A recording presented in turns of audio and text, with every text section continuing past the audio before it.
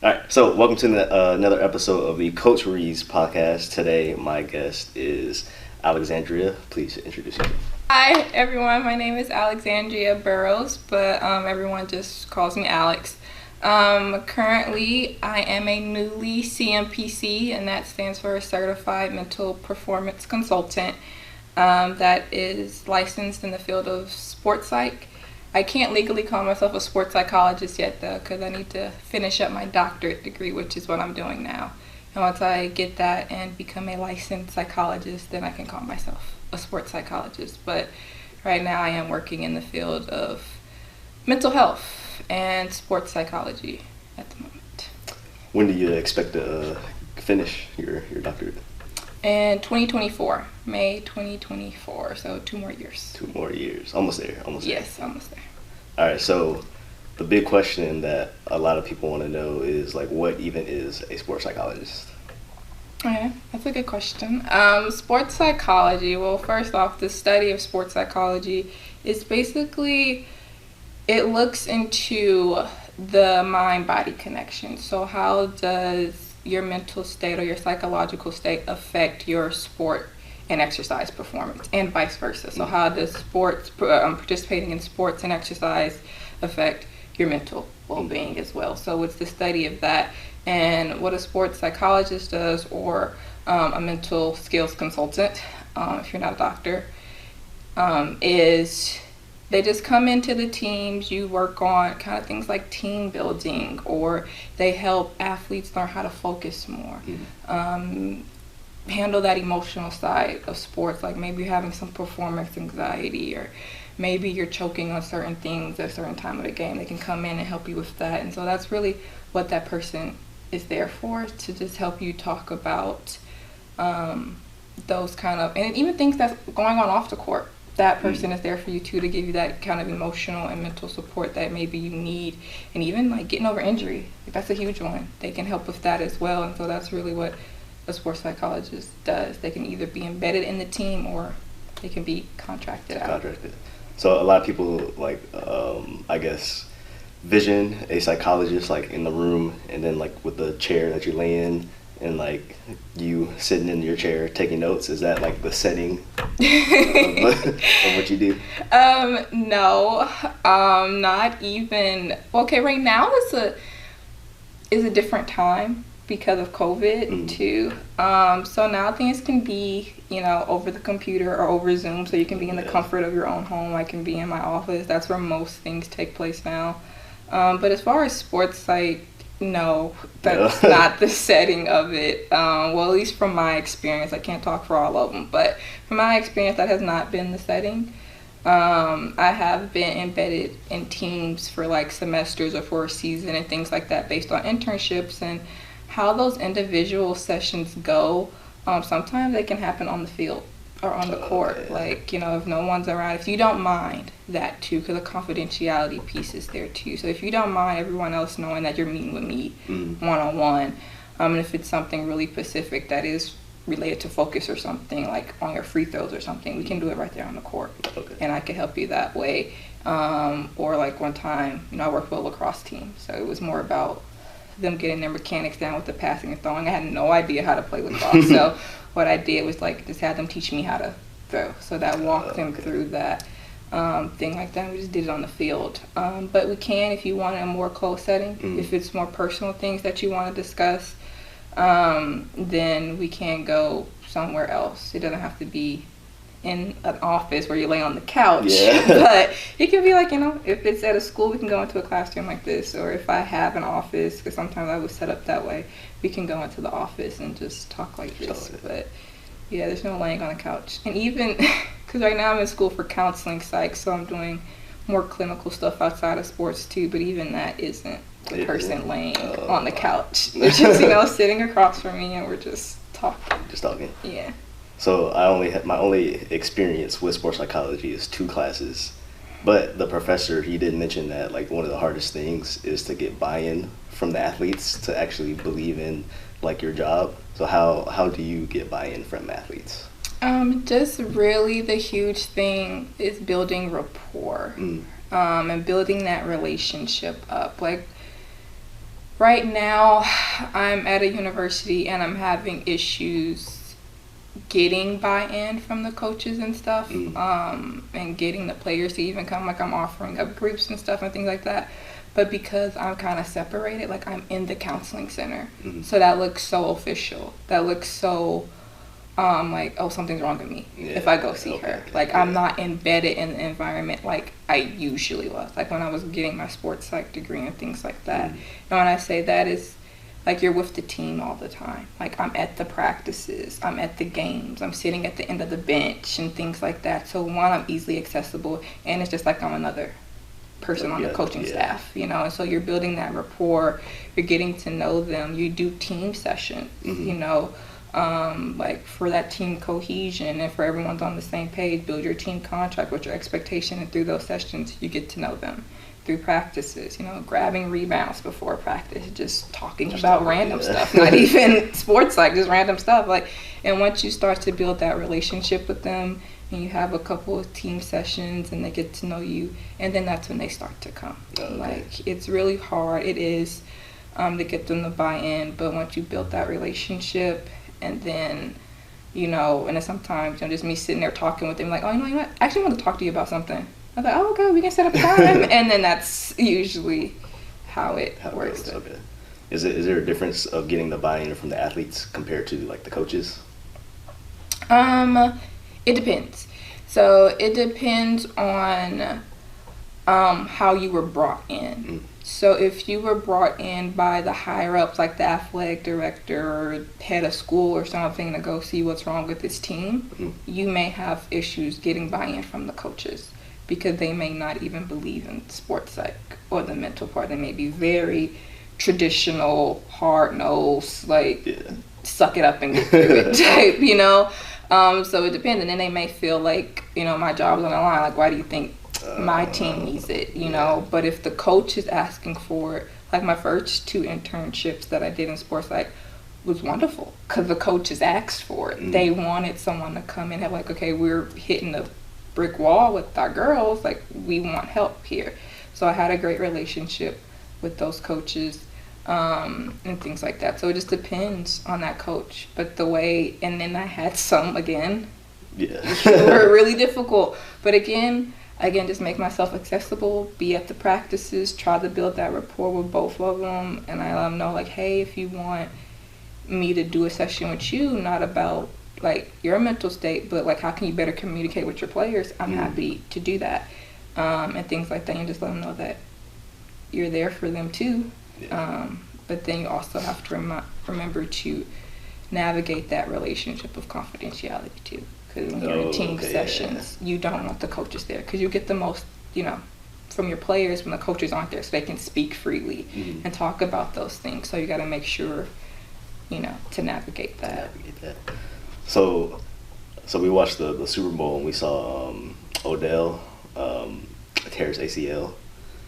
So at that moment in time, like, at the exact moment he tore his ACL and he got carted off to the locker room, like, as a sports psychologist, like, what would you say, like, at that moment? Or do you even say anything at that moment? Do you, like, wait a little later? You wait. Okay. Yeah. I would never go up to an athlete on my own.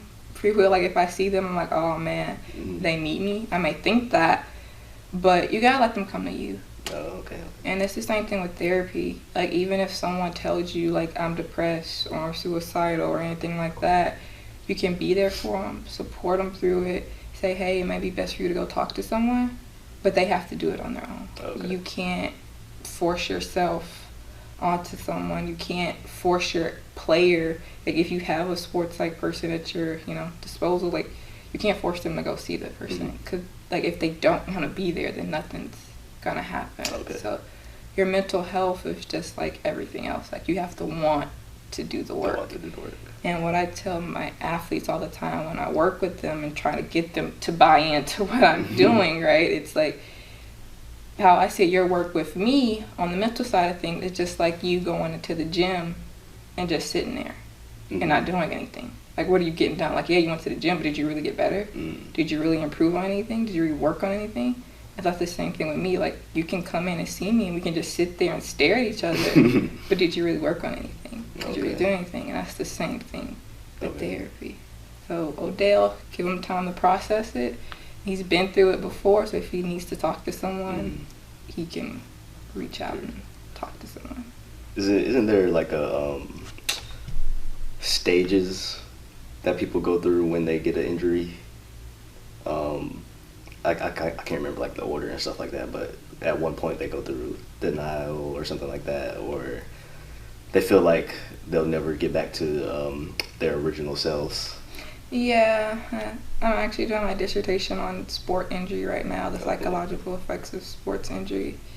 But a lot of people and a lot of research has found that people compare sports injury to the grief cycle. Grief cycle, okay. Yeah, and so you go through depression, denial, bargaining, acceptance, and all that stuff like that. I don't really know the exact order of it all, but yeah, people can go through it because it's how you interpret your injury, and it happened so abruptly and out of nowhere, and then you worked so hard, and then everything is just kind of snatched away. And then depending on like the level of competition that you're on too, like your sport career becomes really wrapped up in your identity and who you are, and so then you can't do that, and so it's like, who am I too? And so a lot goes into that, and so people start kind of interpreting as a loss. Like you're grieving a part of yourself, and so that's why people have compared it to the grief cycle. But depression, they don't go through all of them. There hasn't been solid support or research for every single stage of grief, but depression is a huge one. Denial, people can go through that as well, but depression is huge. And it's usually highest at the very onset of it, and then as you go through your cycles and stuff, it's like the onset, as soon as you get injured, there's a lot of negative emotions there, and you go through it, you start to rehab, you start to feel better, and then when so that stuff kind of goes away a little bit, you're starting to get a little bit more hopeful, and then when it's time for you to return to sport, those negative emotions come back because, like you mentioned, there's those nerves and that kind of doubt, like, will I be the same player? Like, what if I never get back to that level? And then you start getting scared, what if I get re-injured again? And things like that. Okay. So you mentioned, like, the identity crisis. So for, like, say, for example, collegiate athletes, they're really good collegiate athletes, but they're probably not going to make it to the pros. And, like, they have to transition to something else. Would that be something that you could help with an athlete with? Ooh, explain that process. Yes. Transition out of sport. That's a huge one that people do not take, serious or enough consideration in. And I really feel like there should be something at every collegiate, no matter what level, D1, D2, D3, NAIA, whatever, there should be like something for athletes, mental health wise, for their senior athletes who aren't going on, which is more than half, which is like 1% or something like that goes on to be pro athletes or anything like that. So it's huge. It's a huge thing because you do go through like this depression, and then like again, that's who you were, and like, what does this look like for me now? What do I do to fill up all this time that I had spending training or with my teammates and things like that? And then that's not there. Like, what do I look like? I've talked to people in high school, they didn't even go to college. It's like, even after they stopped playing in high school, they felt a bit of depression because that sport, that part of them that they spent so much time on, was gone. And they get into things that aren't really the healthiest things to get into sometimes, because to fill up that time, because they don't know what to do. And so definitely talking with the athletes about that, like, what does it look like for you? How can you keep it alive? If this is really something you still, because sometimes you get to that point, you're like, I'm done. I'm ready to go to that next stage in my life. But if you don't, like, what does it look like? Do you want to coach? Do you want to play in like adult league somewhere? Like, how does that look for you? And just preparing them for that reality is huge, because if you don't, like, you really don't realize what a big impact it has on you until it's gone. Until it's gone. A lot of times, and I feel like that is something that really needs to be talked about and given more support to athletes with that. So in one of my English classes, we read a poem called "We Wear the Mask." I can forget the author's name, but it's written in like 1900. So it's by African American, where he's saying essentially we gotta wear the mask to essentially survive in the country, right? So kind of related it to the kids to draw something like whatever their mask is, and one of the persons wrote, or one of the students wrote, or drew. I'm getting all my words messed up.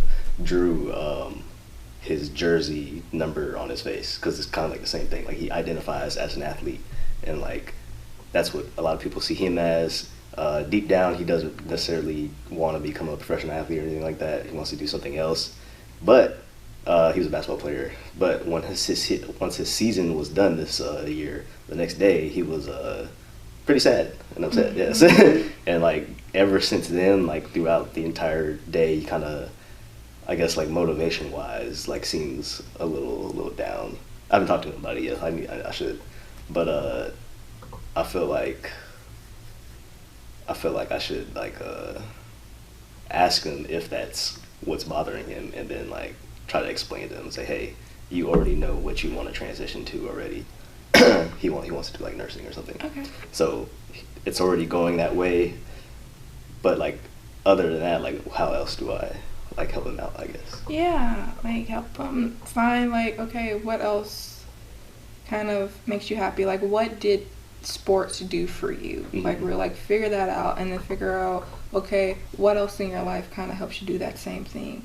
And just because you're not playing this constantly doesn't mean that sport has to be completely gone. Mm-hmm. Doesn't mean you're not an athlete anymore just because you're not playing organized, competitively somewhere. Like you can still get, there are adult leagues, whatever sport it is that he plays, you can still get into it that way.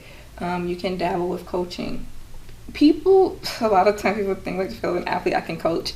Not all the time. Yes, and it's not really the best transition for you, but you can dabble in and see if you like that, and if not, again, how can you still keep that alive? How can you still keep your competitive edge about you? How can you take that into nursing? How can you just adapt it to other areas of your life, and like talk to them about that, like really, like, but just really start with what did that do for you, and then how can you kind of just adapt it to be a part of your life. Okay, I think that makes sense. Mm-hmm. All right, so your dream job is to work for the Lakers, right? Yes. How somewhat. Are you gonna get there?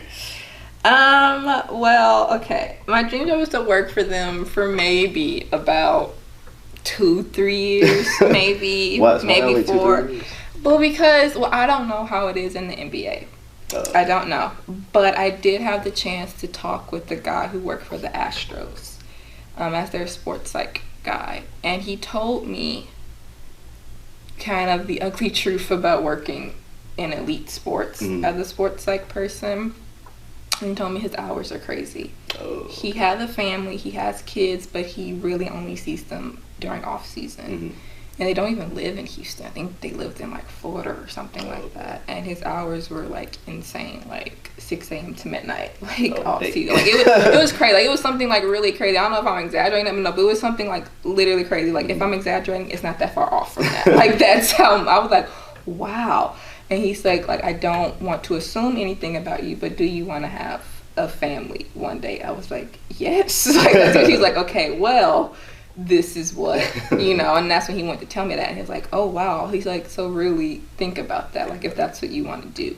So I was like, okay, if the NBA is set up like that, I don't know about that. But if there's some way for me to work with them and still have a family, well then yeah, I'll set up shop in LA with the Lakers. I'll be ecstatic about that. But really I also met this woman, she's a prominent sports psych person in the field right now, and I met her at a conference in Toronto. And what she does is she works with all of the professional teams in Atlanta, but she's contracted out, so she still has her own practice, so she can still do more clinical stuff with families and couple of things, and even athletes she work with, they having marital problems. They can come to her at her place, though, things like that. And then she's still contracted out to all the teams, like the Braves, the Hawks, Falcons, all of them. She does all that work, even the WNBA team, the Dream. And I'm like, wow, so if I could do that and have my own shop and then just, be contracted out like that, that would be amazing, because I can dictate my own hours and things like that. But how am I going to do that? Again, just the first step was getting this license that I just got, because a lot of professional teams ask for you to have that CMPC license, because you can practice sports psych without it, but it looks better and you know your stuff. That's that stamp of approval, like, no, this person's legit. If you have that behind your name, it holds more weight, and you can charge more. So that was the first step. The next step is to get my doctorate, but I wanted my doctorate so I could help people, because sports psych, when you go through school for it, it really focuses all on sports and mental skills training. So how can I shift my self-talk and my focus and things like that? But when you meet with these athletes, a lot of times you find out that there's a lot of other stuff going on. It's more than just the sports thing that's blocking up their performance. There's stuff going on at home, or maybe they do have some mental health things that they need to, get checked out or taken care of, or things that need to be addressed. Because I had an athlete before that was diagnosed with bipolar. So I wanted to go on with my education so I can know how to handle it. So I can help my athletes more fully, because they are more than an athlete. There's a lot of stuff going on there. And so that's the next step with that, is to just get this degree. And while I do that, I have a chance to go on an internship anywhere in the country. That's with any doctoral level psychology degree. It's a requirement. So my plan for that is to go somewhere at a college where I can work with the athletes and the regular student body. Hopefully, if I can get out to LA, cool, and network. That's the next step. That's the third step, is to network. And you do that wherever you go. Let them know what your passions are. Let them know what your skills. When you get the opportunity, take advantage of it. Show your worth, and then go to the conferences. The ASP conference. It's AASP, the Association of Applied Sports Psychology Conference. Go to that. I think the next one is in Dallas in October, and I'm going to try to go there because I don't have to fly, and I can stay at my friend's house. So definitely go there. Have your business cards ready and just network. Do you have a LinkedIn account? No, I need to build that. My cousin's been telling me to do that for a long time. So I have my mentors, because at the very first one in Toronto, that's how I met so many people. So I feel like I'm still on my way of getting there, to working with the NBA. But LinkedIn is a good thing to build that. I agree. So have you ever thought, or you probably never thought about it, but would you ever consider being like a professor at a university? Yes. So I actually taught my first class. Was it last spring? I think I taught Intro to Psych. Okay. But it was online. I actually liked it online, because it allowed me to do other things too. And then I'm also going to be teaching my first sports psych class as an elective to undergrads in the fall. So I'm super excited about that as well. But I like it. If I could, because there needs to be more programs for sports psychology in the South. A lot of it is East Coast, West Coast, things like that, and of course the South, we're slow to think sometimes. But UNT has a program, but it's a doc program that's, and you can get a track that focuses on sports psych, but that's about it. In Texas. That does that. And then I know Florida State, they have one. I think you can get a master's and you can get a doctorate in sports psych from there, but some people don't want to get a doctorate. That's a long commitment and more debt. So if I could start a sports psych program at a school just for a master's level, I would love to do that. If we don't have to travel all over the world, you can get it right here somewhere in Texas. I would love to be able to do that, because I had to go to California do mine. But I'll, yeah, I think about it as long as I could do other things too and not just do that. But yeah, I find it enjoyable. I think my professor that taught us sports psychology, he actually went to Florida State. He was like the golf coach, and he was getting his degree there. And then when he came here to UTSA, he I think I want to say he was like doing sports psychology practices like with the teams. I think he still is. He kind of like a contract person, but he's also a professor, and he does like studies and stuff like that. All right. Yeah, I'm not big on research. I'm only doing my dissertation because it's a requirement. But because that's a long, drawn out thing and a bunch of writing, and I don't know. No. Maybe as I get older, I'll get more into that. But research is a big deal and much needed. So yeah. So your Lakers, they're not doing too well. No, we're awful. We're awful. It's no other word. Who do you think is going to win the championship this year? That's a good question. My bias is telling me who I want to win it is either Golden State or Phoenix. One, because I love Chris Paul and I want him to get one. I was rooting for him last year, so I would love to see him get one. And then Steph Curry is my favorite active player at the moment. So when my Lakers are awful, like they are now, I root for him and the Warriors. So I want them to get it together. I feel like when they get Draymond back, they'll be all right. But the East is really, really good. The Bucks are good. Philly's coming along.